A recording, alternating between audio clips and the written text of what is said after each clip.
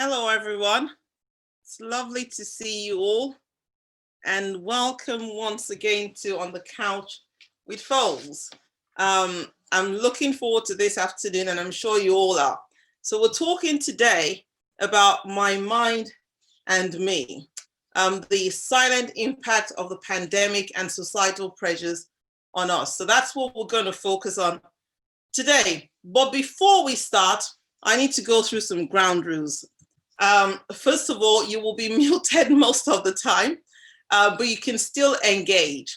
And we want everybody to engage on the chat. I mean, On the Couch is a place where we challenge the norms, we're open, we're real, the conversation is stimulating. There's nothing we can't talk about. So we want you to be really open, really transparent, really honest.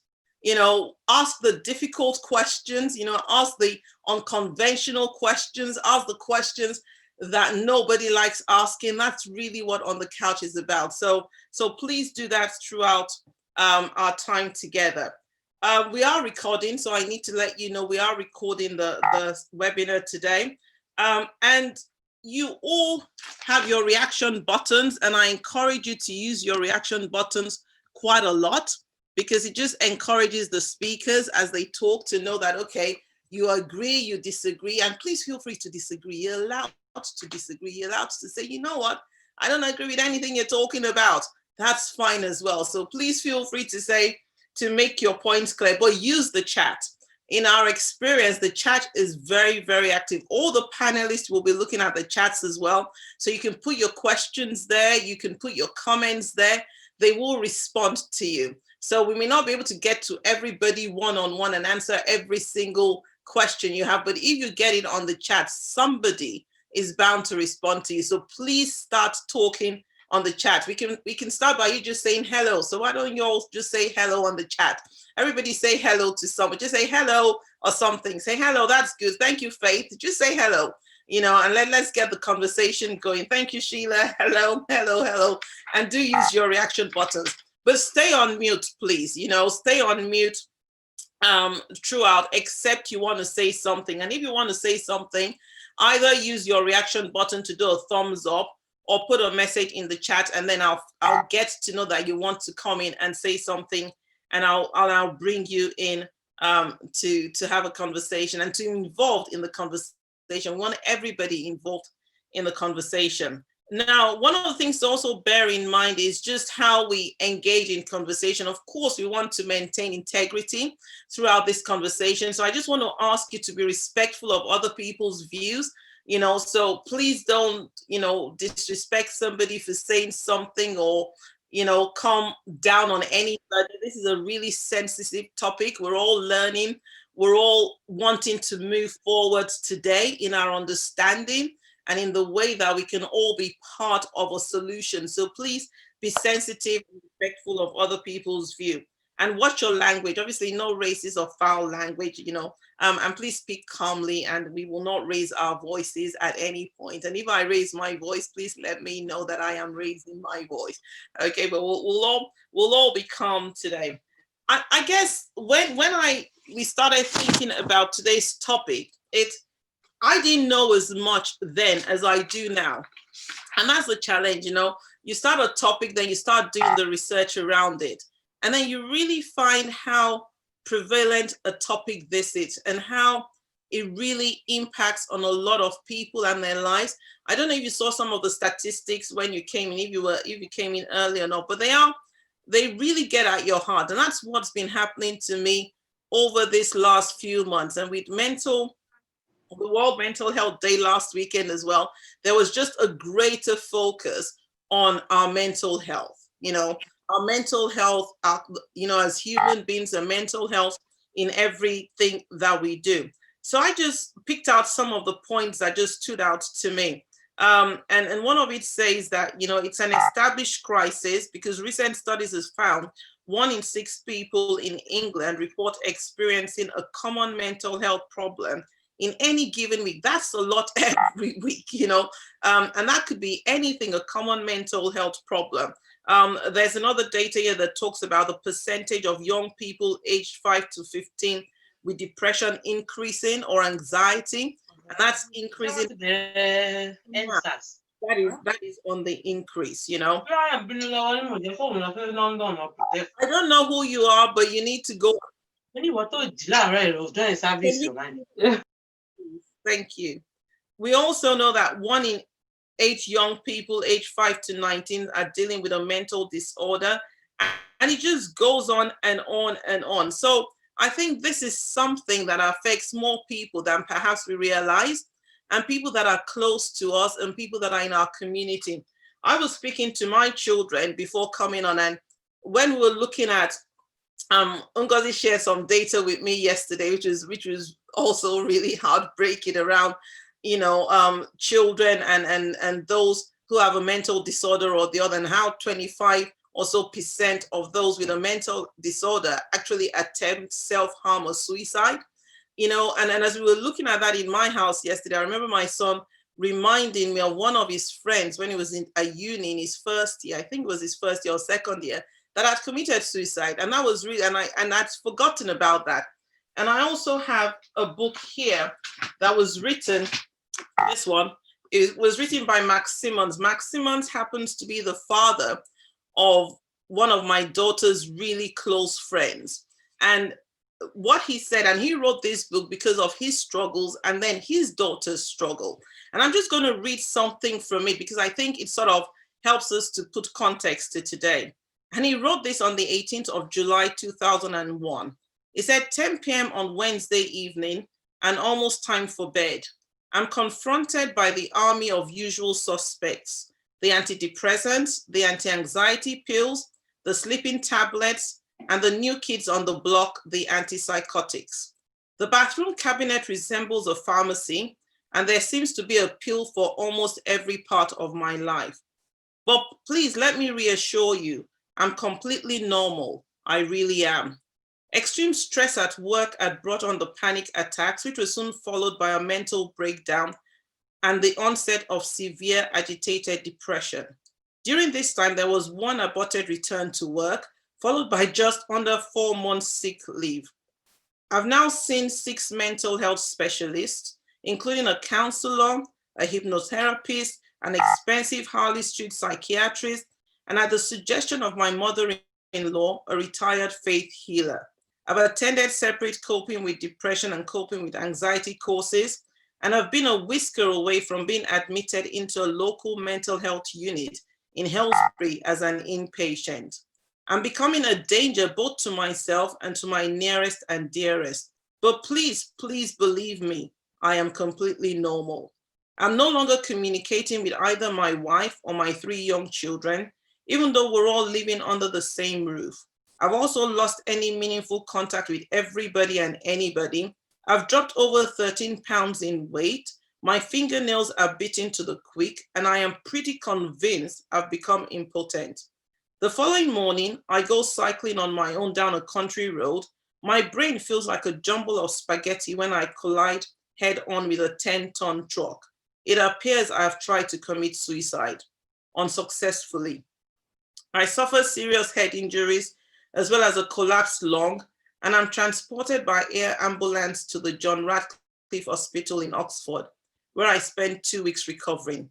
It is fair to say that so far, it has not been exactly been a vintage summer. And that's just the story. And this is someone pretty close to us as a family that we're well aware of, because if you look at the acknowledgement, it does mention when anorexia wars were raging, Emily's closest friends never left her side, of which one of them is Carissa in here.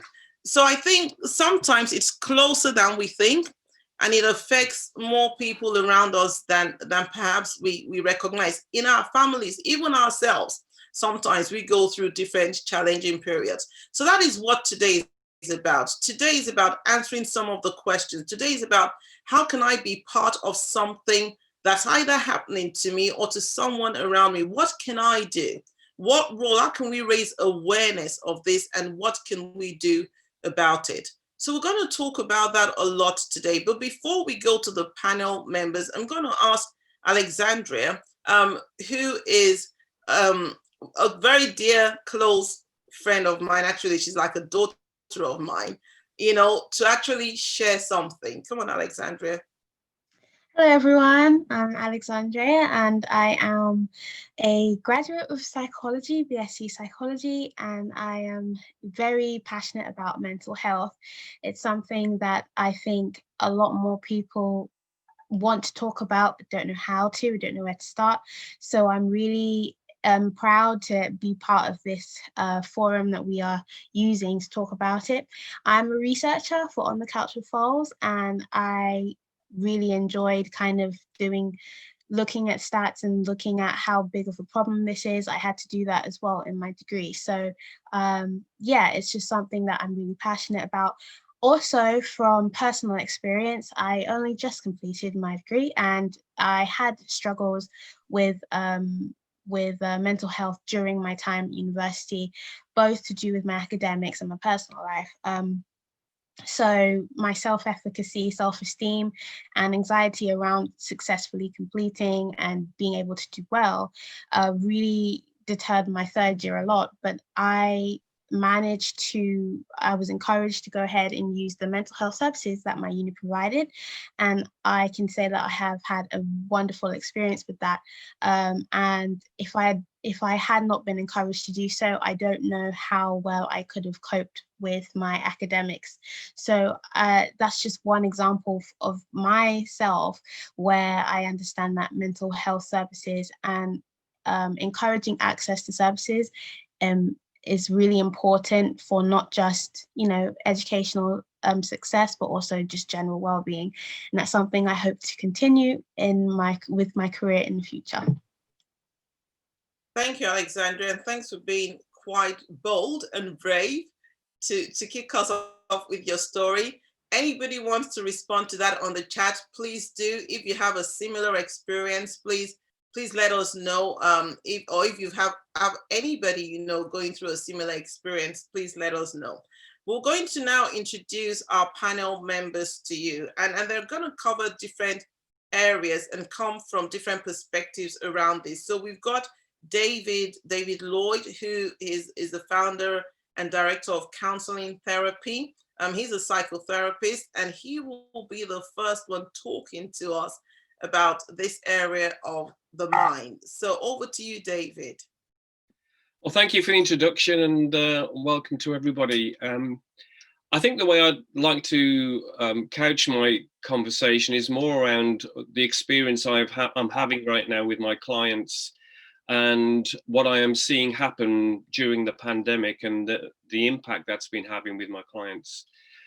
I think first and foremost is with all of the issues that people generally have in life, this has applied an additional pressure to them. And when you apply additional pressure, you tend to see the cracks appear. So in relationships that may be struggling, when people are pushed more together and they have no outlet, then you see that people start to struggle in their relationships and with themselves, where they have issues. Now, these more pressures on work and everything else, you start to see those cracks appear. So I'm seeing a lot more anxiety and stress and depression coming through the door right now. One thing I would say is there's a new normal, and our normal way of life has disappeared, and people are struggling to hang on to, well, I don't know what the future holds. And when you have uncertainty, then that creates a lot of stress and anxiety in people as well. So I'm seeing people, I would suggest that they're grieving their old way of life. And maybe you can relate, people out there can relate to any of the stages of grief. So for example, denial. So people are denying that there even is a pandemic in some cases, where they're just going out and saying, oh, well, it's not real, it's not going to happen. It's not going to happen to me, so I'm just going to get on with life, and actually just kind of bury their heads and just get on with it. We're seeing that a lot in America right now, if you follow the American politics. And then there's anger, where people just want to blame someone. They just want to say, okay, well, the government's wasting our time, they're not doing enough. We need to blame the Chinese. We need to find someone to be angry about, because my way of life has been affected and changed so much. I need to let it out, and I'll let it out, at the people around me. So people will be affected in their families. You'll see anger in families. You'll see anger in relationships. And again, I'm seeing that sort of walk through the door, and people saying, well, I don't know why I'm so angry, but I'm just so frustrated. And to try and give them perspective around that. There's negotiation. So these are all the stages of grief. So this is where people say, okay, well, there's a pandemic out there, but it won't affect me. It affects other people. So I can wear a mask here, but I don't have to wear a mask there. And that sort of negotiating their way through and say, okay, well, it's kind of not me, it's other people. And again, you see people saying, well, should I be scared or should I be worried? And there's a lot of fear around that.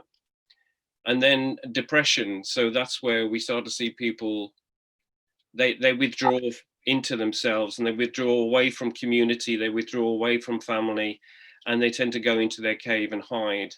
And they're afraid to sort of speak out and to ask for help.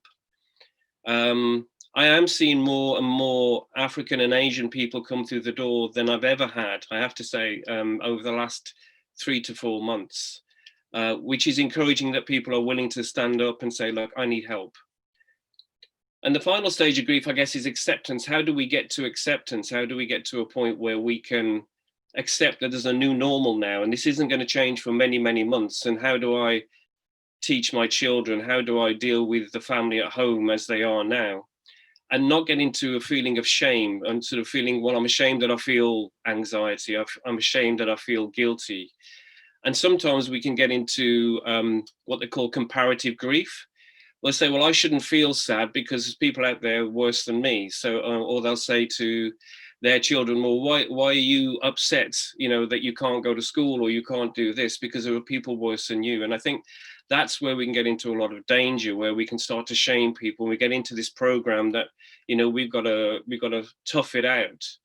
And the important thing is to accept where we are and then reach out to people and start to talk to the people around us that are willing to listen. And if there are not people out there willing to listen, is then to reach out to those professionals who are willing to listen and to help and support. One of the things I think we need to be, and I was very aware of when this started, was the households where there is abuse and violence. And that's become more and more highlighted, where people can't get away from it as they used to. One of the things that I certainly kept my doors open in terms of face-to-face is where there were abusive households, that I would still go and see my clients face-to-face because they needed to get out of the house and see people. So people out there that are suffering and are worried and scared need to know that there is an outlet and you can find a way through that process. So one of the things we need to probably highlight is to look for people where there are signs of abuse, signs of trauma, and try and help and reach out to those people, I think. So I guess that's my summary of where we are. And I think it's just, we need to be aware of we will always go to the negative first. Our minds are set and designed to protect us from being harmed physically, mentally, emotionally, and spiritually. So we'll always go to the worst case scenario first. I guess the trick is not to live in that worst case scenario, accept that, okay, this could happen, but then come to the now and start living the now and start to reach out and talk it through with people that are out there. So I won't go on any longer than that, but I think that's really just a summary of sort of what I've been seeing coming through the door. And certainly there has been a ramp up over the last 3 months. Thank you, David. That is really, really, you can't say it's encouraging, but that's really good to sort of learn a few things and to understand what we can do. I mean, I was just thinking, and this is more for the audience and all of you sort of listening to David, please ask questions. And I also want to understand from those who are with us this afternoon, what is your view or your experience of mental health, from stress to anxiety, what is it like for you, especially today? I think sharing is so important. It's so important that you share and I share. I know it hasn't been very easy during the lockdown. I know people have struggled, being lonely, and not having the contact. So I think it's been a challenging time all around. So that's really, really something we want to talk about today. So I will encourage you to get onto the chat and just share share your experience, share your views, share what you think we can do. Your voice matters as well. I know we've got the experts talking, but you also may have something you want to share and speak into this. So please, let's do that together as we talk, especially for our communities, because we don't talk about this a lot. You know, I don't know about you, but growing up, my idea of mental health was a person going into the psychiatric ward in some hospital somewhere. You know, it definitely isn't the way it is today. So I think we have extreme pictures sometimes. So it's good to just open up and let's be honest about the conversation. So everybody get on chat and tell me now, you know, your views, your experience, your thoughts, you know, your fears, your worries, your anxieties, anything in this area that we're talking about, and some of the reasons why you think perhaps we're where we are today. So please do that. But just to let you know the structure as well of today, we have got 6 panelists. David is the first one to talk. There are 5 more going to be talking about different aspects, and they all bring their expertise in. And once they have finished talking, we'll have a session of questions where we'll ask the panelists questions. So if you have any questions at all that you'd like us to address to any one of the panelists, please put it in the chat. Jason will pick it up, and when we get to that session, we'll get the opportunity to ask your questions. So please don't go the way you came. You know, if you came with questions, please pour them all out there, and we'll do our best to support in any way that we can. So I'm going to ask our next panelist now to say something into this, and that's Dr. Folashade Olajubu, and she's a qualified medical doctor. She's a consultant forensic psychiatrist. She's a senior mental health professional. She's a GMC recognized trainer. She's the forensic training program director for health education in Kent, Sussex, and Surrey. So she comes, you know, really with something to say to all of us around mental health. So I'm going to pass on to Dr. Folashade Olajubu.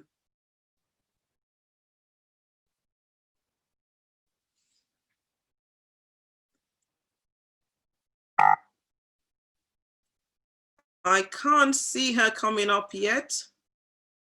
There she is. Yes, there I am. Sorry. I'm also a technophobe is what you should have said, Fola. So hello, everybody. And thank you so much, Fola, for inviting me today. David, I believe you set the foundation really for what I want to talk about. And I think I'm going to continue from where Fola left off about the concept that many of us have from certain backgrounds about mental illness by saying, aside from all the things that Fola said about me, I'm also somebody who in the past has battled with depression. And I felt to say that because many people, when they think of mental illness, especially from, you know, African and Afro-Caribbean backgrounds, they have this image of the madman on the street. And I'd like to say that, I'd like to think that I don't look like a madman on the street today. So I put that out there, trying to be vulnerable so that people can have an idea. But yeah, I want to build on what David's saying by just looking at mental health and our minds in terms of prevention, promotion, treatment, and recovery. And I'm going to really hone in really on trying to prevent. And to do that, because David talked about the fact denial, and I'm going to also add ignorance, many of us don't really have a concept of mental health or mental illness at all. And I'm just always reminded of the World Health Organization's definition of health, which is a state of complete physical, mental, and social well-being, and not merely the absence of disease or infirmity. And so when we think about health, you've got the 3 main components of health are physical health and mental health and social well-being. And of course, physical health are physical illnesses where you can identify a physical cause. And mental health is that aspect of our being, you know, when it's not optimum in terms of our thinking, our emotions, and our motivation, our being. And of course, social well-being relates to all sorts of things such as work and housing and family life, leisure, environment, etc., etc. I said all of that to just say that basically, if one aspect of our health is affected, then invariably all aspects of our health are affected. And we're thinking about the impact of COVID. So if we think about the fact that because of a physical illness, there has been a social impact, and that social impact has impacted on our mental well-being. And also for those who have a faith, and I know David alluded to that, talking about people are spirit, soul, and body. So you've got this whole, can I say, picture or image of what can impact on our health. So these are the facts. In terms of the general impact of COVID, it's led to increased isolation. It's led to fear, the fear of sickness, incapacity, finances, fear of the future, death. Of course, that has fed into anxiety and stress and depression. It's led to interpersonal difficulties, trauma, and bereavement. And I went to check out the stats for 16 to 24-year-olds because I know there are lots of young people listening and parents, etc. And some of the concerns for young people was about studying in a less than optimum environment. For those who work, 1/3 are furloughed or out of work. There's issues around accommodation and finances and housing. And sadly, it's worse for those who come from a poorer background or for Black and Asian minority ethnic groups. So I went and also looked at a study that was done. And this is what 16 to 24-year-olds said about their mental health, that their mental health had worsened considerably during COVID. They suffered from poor concentration. They found it difficult to enjoy activities that they would previously have enjoyed. They had a subjective sense of feeling really useless, losing their confidence, feeling constantly under strain, difficulties with sleep, loneliness, a subjective sense of not coping, low mood and anxiety feelings. And all that brings up a picture of stress. So continuous stress will invariably compromise our mental well-being, and it may precipitate mental and physical illness. And the end result could be frank mental illness, and in some respects, sadly, death. So we know that the World Health Organization tells us that every 40 seconds, somebody somewhere is committing suicide. The World Health Organization tells us that more than 800,000 people worldwide commit suicide every year. And I suspect that within the context of this global pandemic, those figures are sadly going to go up. So if you note, I'm just going to shout out some of the symptoms of stress, just in case you think, well, that doesn't affect me. So when people are stressed, there are symptoms in different areas. So the first thing is memory problems. When we're stressed, we find it difficult to concentrate. We may exercise poor judgment. We may only see the negative, and our thoughts may be worrying, and we're constantly worrying. When you think about the mood, you can be moody, irritable, agitated, feeling overwhelmed, and generally unhappy. And then behavioral symptoms: eating too little or too much, sleeping too little or sleeping too much, isolating yourself when you don't want to, procrastinating, abusing substances, drinking too much. And then physical, sometimes you have physical symptoms with no physical cause. So like nausea and dizziness and chest pains and palpitation. And these are all symptoms of stress. So thinking about the theme about keeping our minds healthy, I'm going to just shout out really quickly, and I think I've got 3 minutes to go, some stress busters. So the first one is, one, try and get adequate sleep. For adults, we need 7 to 9 hours of sleep. And you know, when you don't sleep, it's going to impact on your physical and your mental health. The second thing is try to get some rest. And rest is very different from sleep. When you don't rest, again, it's going to impact on your mental health. 3, try and exercise regularly. We're advised to try and exercise a minimum of 30 minutes a day, 5 times a week, and get our hearts racing. And exercise is one of those free things that can improve your mind because it helps to release the endorphins, the feel-good neurotransmitters. And when you exercise and those transmitters are released, you feel better in yourself. It reduces stress and anxiety and depression. It boosts your self-esteem and it improves your sleep. Rushing through, have a balanced diet. Truly, garbage in, garbage out. When you have a bad diet, you're increasing the risk of depression and anxiety, but you're also increasing the risk of physical health issues such as diabetes and high blood pressure, and increasing the risk of cancer. 4, I know that COVID has been depressing for all of us, but it's really important to have fun. And at this point, I know that not everybody has a faith, but there's a scripture that I love in the Bible, and it says, a cheerful heart is good like medicine. And laughter scientifically does the following: it relieves physical tension and stress, leaves your muscles relaxed for up to 45 minutes, and again, triggers those feel-good endorphins, which make you feel better. It also relaxes your muscles, boosts your immunity, and decreases pain. And then going on, in terms of stress busters, manage your time wisely, be organized, structure your day, don't do too little, but many people in COVID are not having any structure at all. Then they're just staying in bed all day. Try and find some structure to your day.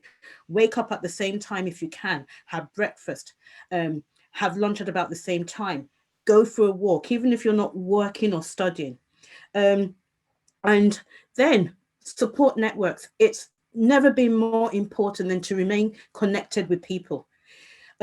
Yes, sometimes with all the, bubbles, etc., it's very difficult to do it physically, but make use of social media, work on your social connections.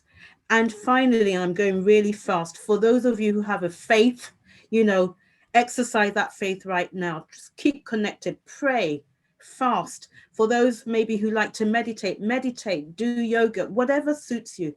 But these are some of the things that can prevent you tipping into frank mental health. I rushed really fast, but I was aware of time, but thank you.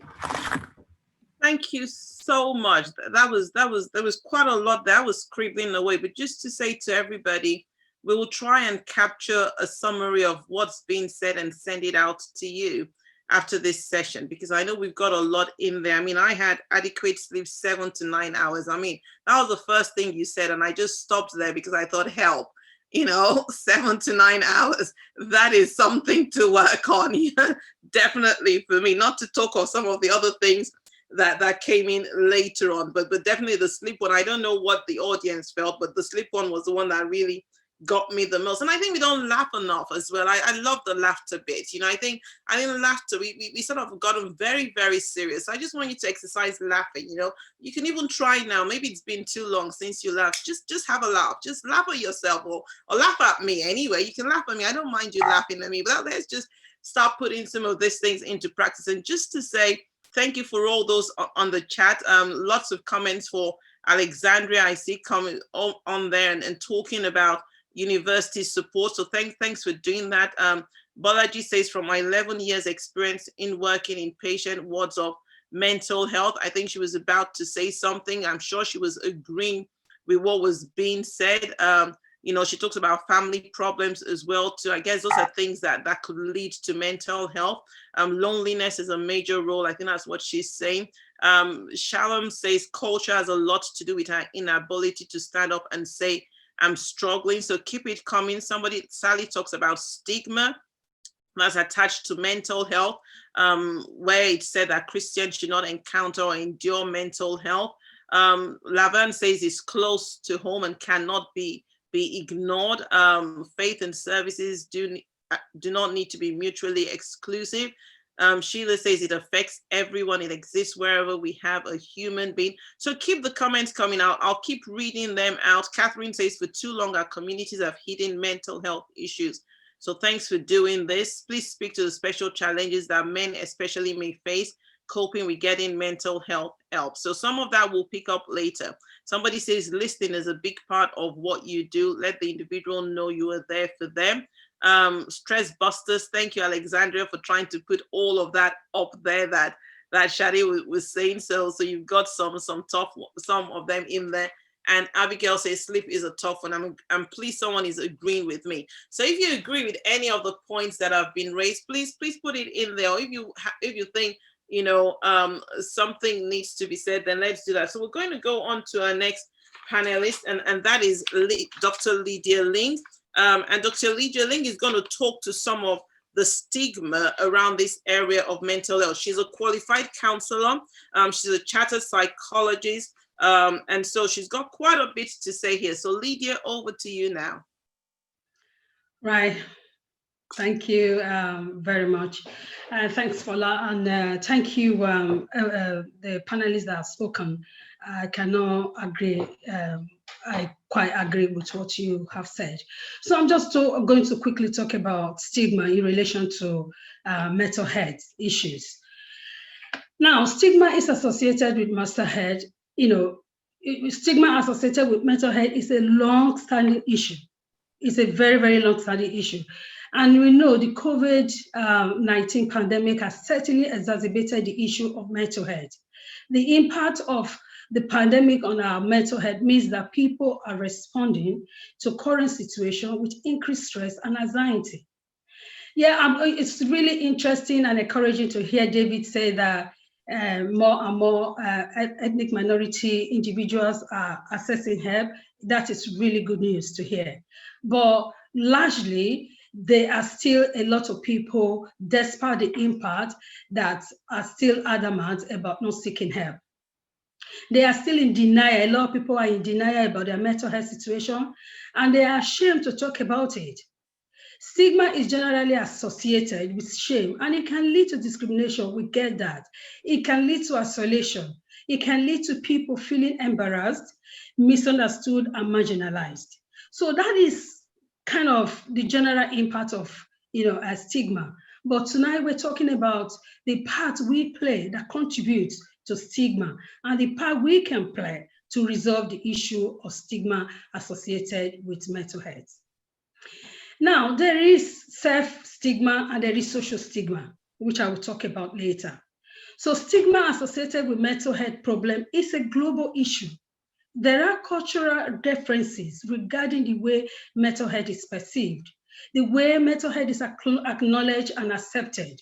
So I'm going to quickly talk about some specific factors which makes it more prominent and problematic within some of our communities, resulting to barriers to seeking, help-seeking behavior. So, and one of these factors is the fear of being judged and being perceived or labeled as weak. There is also this intergenerational transmission of the need and expectation to be strong or being seen as strong and resilient. There is some conscious reaction to our early belief, which is something that Fola mentioned before. And I think our last panelist mentioned that as well. So this early belief that are passed down to us about what causes mental health issues, which is that mental health is demonic or that the sufferer is spiritually possessed. This led to caution, fear, and discrimination in the past against people who suffer with mental health issues. There is also this excessive concern about how others perceive us. This is very predominant amongst the ethnic minority communities. And secrecy culture is another one, another very big one. So these factors, they lead to denial and failure to seek help and support. What I hear from people often is, I don't want people to think that I am mad, which is our perception. What I hear people say is that I don't want people to think I can't cope or that I am psychotic.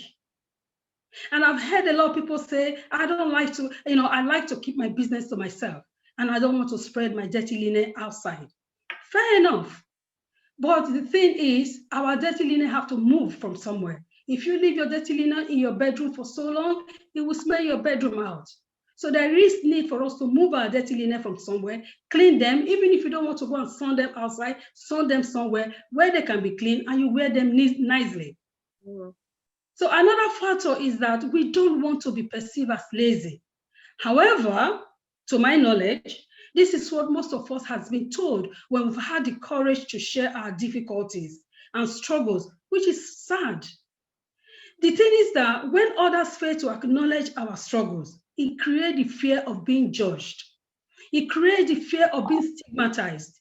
It creates embarrassment and shame. And so what happens? We put up a front. We put up a facade. We conceal our difficulties and we suffer in silence. Why? Because of the need to be socially accepted. Another factor is lack of understanding of mental health. We need to understand what mental health is about. A lot of people, I've heard a lot of people say, it will go away. Time will heal. Unfortunately, not all the time, and certainly not in all cases. Medication is another barrier. People have told me that the reason they don't want to seek help or they don't want to go to their GP to seek help is because they don't want to be given medication or that they don't want to take medication. And also, someone has told me that, when I ask, why is it that you don't want to take medication? Because I don't want people to perceive me as a junkie, which is so, self-critical, so sad to hear. Again, this is an issue with perception. So if we do not want medication, in some mental health cases, some in quotes, you can ask your GP for alternative intervention. I have heard the narrative of some ethnic minority individuals who said depression is perceived as a taboo in their communities. And they spoke about the risk of being ostracized when others find out that they are suffering with mental health problems.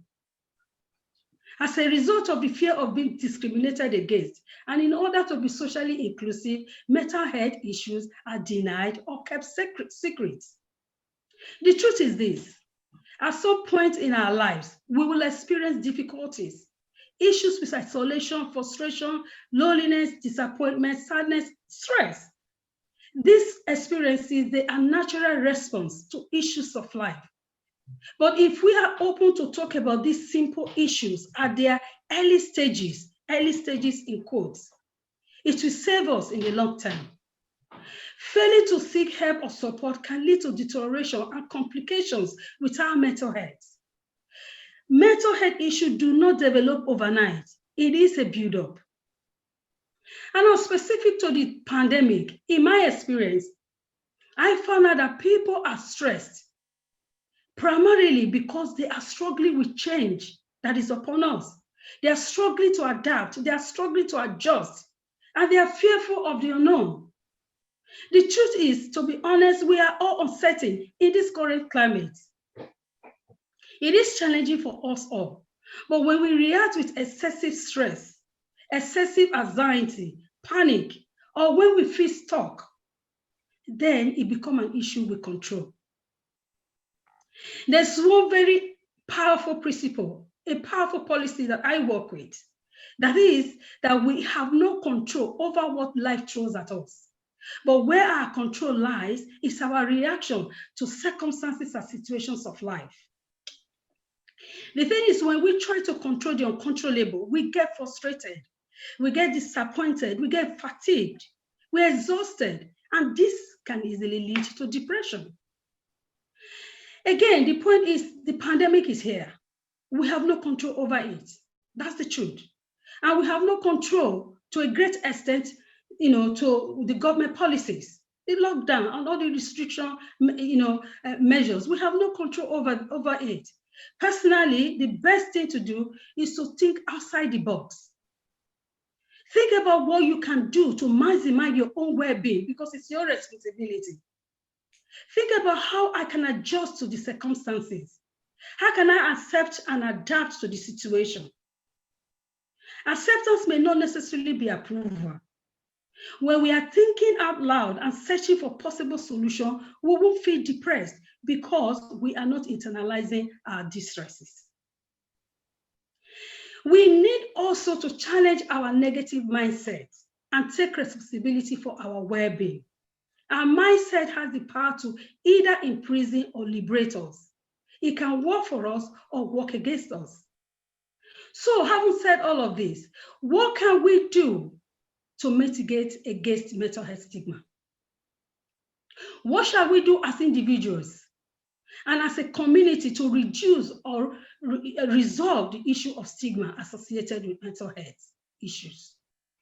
Number one on my list is to demystify the myth that you're strong and we are resilient, or maybe because we're Christians. This is very important. I remember when I was recruiting participants for my research project on the experiences of postnatal depression in BMA mothers. An African GP told me that African women are strong and resilient, and so they do not suffer with postnatal depression. Really? So we need to reframe our mindset. Why are you ashamed about a genuine problem that you have no control over? We need to be open. It's very important. Talk about your feelings, your difficulties, your struggles, your stressors as early, again, in quotes, as early as possible. Difficulties, struggles, and sad feelings kept in the mind cannot be resolved. We don't have to wait until we can no longer function. Don't wait to be prompted. It is our responsibility. It's your problem. And this next point here is very, very important. We need to support each other. You know, one of the quotes that Fola posted during the week, it says, you know, and this is the truth, you know, mental health is everyone's business. Try not to judge or blame people. We need to support people. This is social stigma. Again, we don't have to see vulnerability as a weakness. We need to accept that we can be vulnerable at times. Because the point is difficulty, you know, to acknowledge, to accept, or to admit, or even express our vulnerabilities, you know, encourages secrecy and shame around talking about the subject of mental health, you know, and that is self-stigma. So we need to challenge our cultural perception, those early beliefs, those intergenerational understanding and interpretation of what mental health is. Again, I repeat here, we need to know the facts. We need to educate ourselves about mental health. There are mental health issues, difficulties, challenges, problems, and there are mental health, you know, illnesses. Now, this next point is very important for all of us listening tonight. When our negative, you know, self-belief, our irrational cultural beliefs, our irrational interpretation and expectations, when they are activated, our rational brain shuts down. The rational brain, the emotional brain then automatically take over, and we are unable to make rational decisions. This is where the young people need more support from us, because the majority of them has not even developed their rational brain. So finally, our attitude towards professional support has to be challenged. We are not begging for it. We deserve it. We have a right to treatment if and when needed. But if we talk about our feelings, we deal with issues as they arise. We talk to people around us. If we are socially connected, if we learn to practice self-compassion, if we learn how to maximize our self-care, we may not even need professional help for mental health issues, not illnesses. So I want to encourage us to use every resource that is at our disposal. If you're Christians, pray. And that has been said before. Seek help from God. Seek the help of the Holy Spirit. But the most important point is, do not suffer alone. Do not suffer in isolation. Do not suffer in silence. Seek help, because help is there. So much, Lydia. I appreciate that, and appreciate your passion and energy as well that you have brought to the conversation. And thanks to everyone that's sharing on the chat. And I just want to assure you that all the panelists are looking at the chat, and they will be responding to everything that you put on the chat. So please keep sending your questions in or your comments in there. But thank you, Lydia. One of the things I took from what you said was think about what you can do to maximize your own well-being. So that was a phrase that you put in there that really sort of stuck out with me. Think about what we can all do to maximize our own well-being. But I am going to bring on another one of our young panelists now to just say a few words here. And her name is Abigail Daniels, and she's a psychologist. And I'm just going to give her the opportunity to say a few things to us as well about this area. Okay, Abigail, over to you. Hi. No, I think a lot of what I'm going to say is going to follow on what's just been spoken about. So I think it might be really helpful for me to speak more from a personal experience than having studied psychology. I think for me growing up, I was someone who grew up in a family who were very supportive of me, had high expectations, but I think that doesn't necessarily mean you are able to escape any kind of mental health difficulties. And I think there's an assumption, much like has been spoken about before, that resilience and strength might mean that you're immune. So I think narratives in many cultures about, body image and how you look led me to really struggle with being someone. I'm quite tall, I'm 5'10", so I was taller than my peers. I went to a school where I was at one point the only Black person. So there was a lot of comparison for me about how I might look. So I really struggled at some points in my life with eating and trying to be someone who looked like the other young, small, skinny white girls in my class. And at the time, that was what I was really quite fixated on.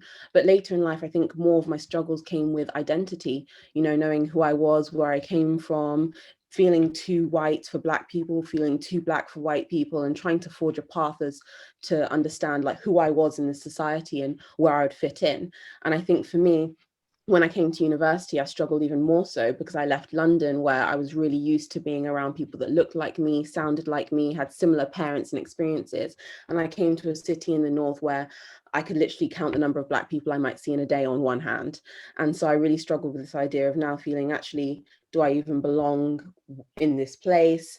Am I in the right profession? I was studying at the time my undergrad in psychology.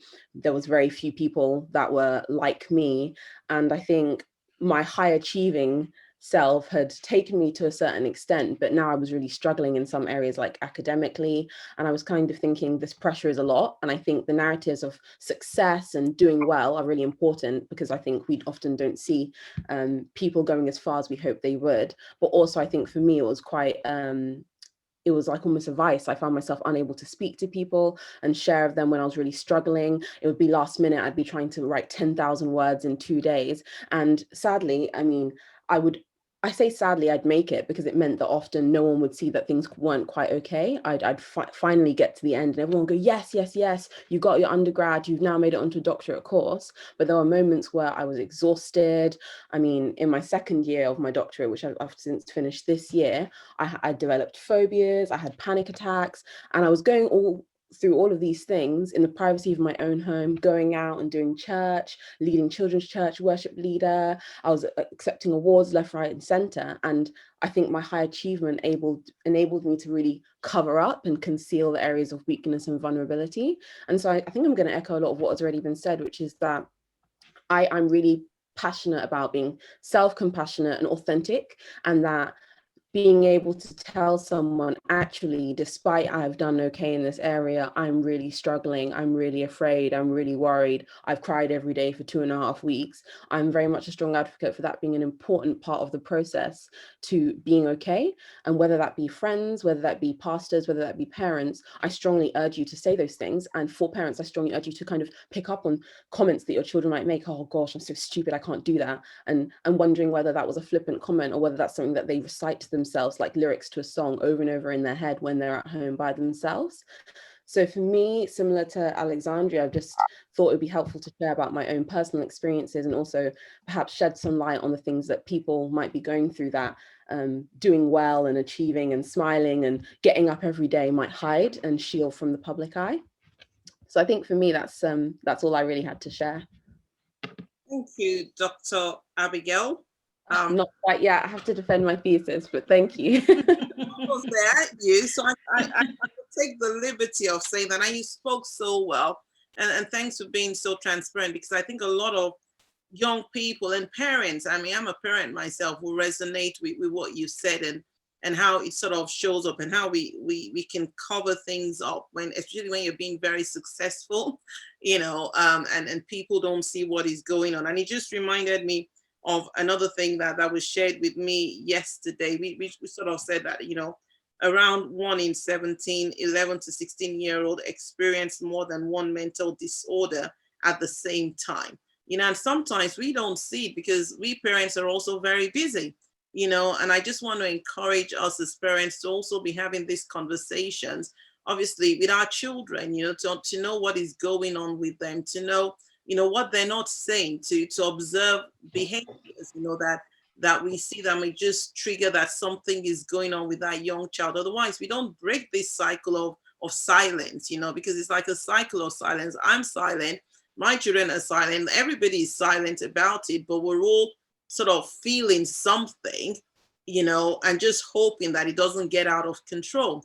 So I just want to encourage all of us, and it's not just parents and children, it could be even with your work colleagues, it could be, you know, your neighbors, it could be, you may just observe things, don't miss the signs, I guess is what I'm saying, or don't just say, oh, well, it's just a hard day at school, or it's just, you know, it's just one of those things, or she's just like that, you know, you know, please, let's pay attention now that we know let's have a responsibility to be more aware and to listen more, to listen to what is going on with us, but also what is going on with our families, and also what's going on with people around us. We can all do this together, and we can encourage somebody even when they don't have the strength in themselves to do something. It may be my voice, it may be your voice, that's just the extra voice that they need to just help them to reach out for that help. So let's keep talking about this, please, in the chat. But I'm going to now introduce next Dr. Gideon Sapor,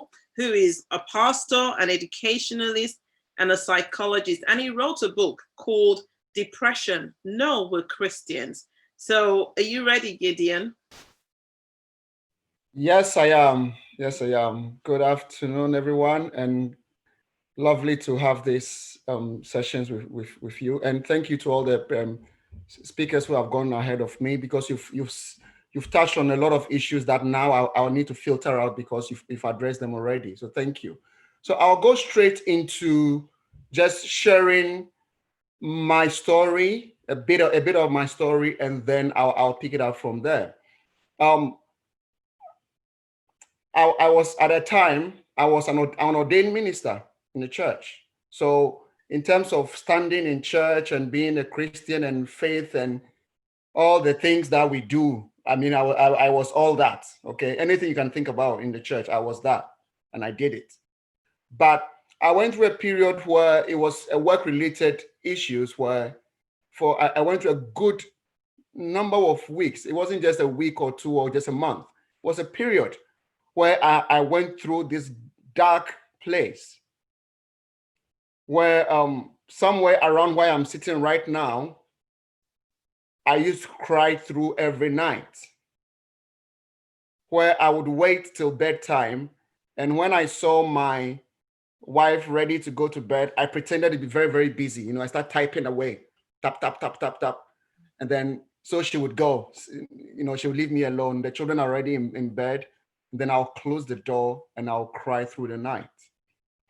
The sad thing was, I didn't know what was going on with me at the time. I didn't know mental health. In our communities, we don't talk mental health, do we?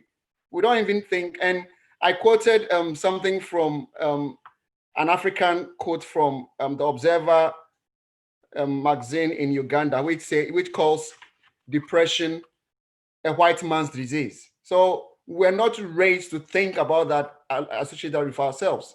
So it never occurred to me what was going on. All I knew was I used to cry every night.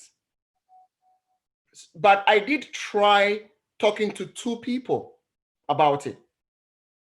One was, I'm trying, it was quite a while ago, so I wouldn't want to say anything that would identify or trace anything back to any individual. Okay, so please pardon me if I try to be coded and cagey with some details. But I spoke to somebody who was senior in my place of work. And when I tried, I just knew something wasn't right. So I tried sharing. And I said, this morning, this thing happened. And this is what I feel about it. I don't think it is right. I think there's something wrong. And thankfully, I didn't have it in my mind about harming myself or doing something to myself, because what this person said to me, with hindsight, anytime I think about it, I just say, thank God that thinking, that thought didn't come to me, because I could have left that person from hearing what was said to me and gone and done something to myself. So that was the first person I tried talking to. The second person I tried talking to was somebody within the church context. And I tried articulating, you know, it is the hardest thing for someone going through a mental health challenge is talking about it, starting. So I gathered the courage, because honestly, I didn't even know I was going through a mental health issue. I just knew that it was not right for a fully grown man, married man with children, to be crying every night. And that it got worse at dawn when I saw daylight. It just got worse and worse, because it means I have to face another day. So I tried speaking to somebody within the church context. And immediately I just wanted to talk because I didn't know what was wrong with me. And before, just a few seconds in, I got all this church speak. Oh, God will do it. We call it Christianese. In the name of Jesus, God will deal with it. They lie. So I just shut down, and I kept quiet, and I nodded, and I pretended, yeah, faith. I pretended I was okay, and I said, yeah, thank God, and then I left, and the next moment I got back into crying.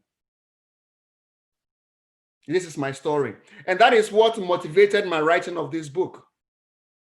And I deliberately kept myself out of the book because I wanted just to raise an awareness and raise a discussion about this.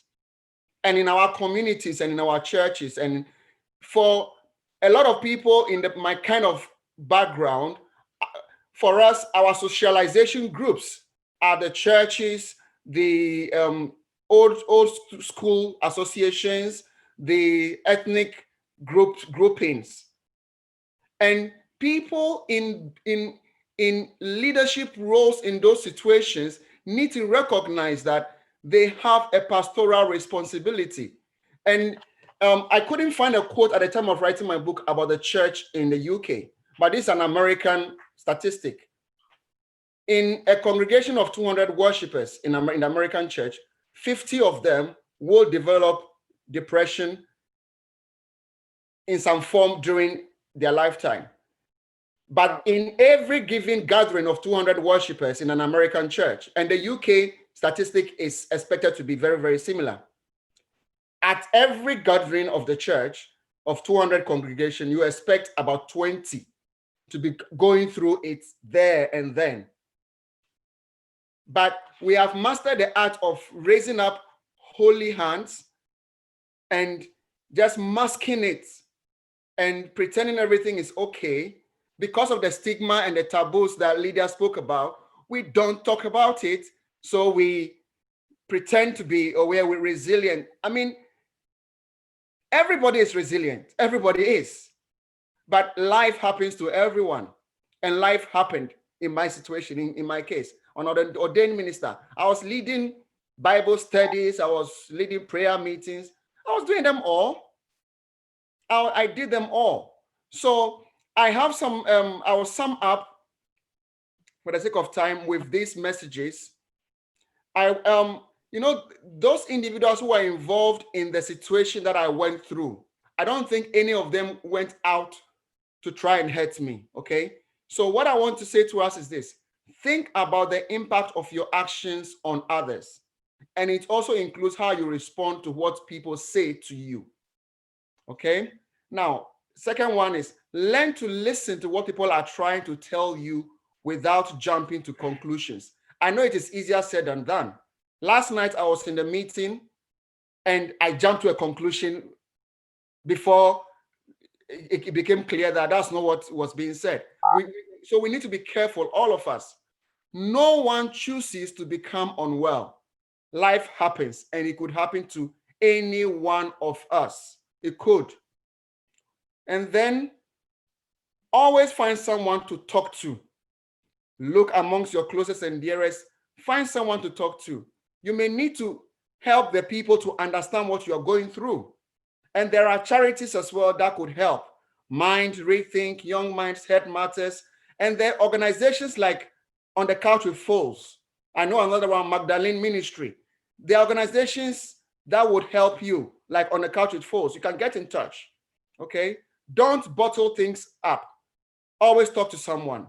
Pastors and church leaders, my message to you is this: do not deal with situations you are not equipped to handle. Refer to an appropriate professional. Okay? Yes, pray, but refer people. And importantly, educate yourself so you don't do things out of ignorance.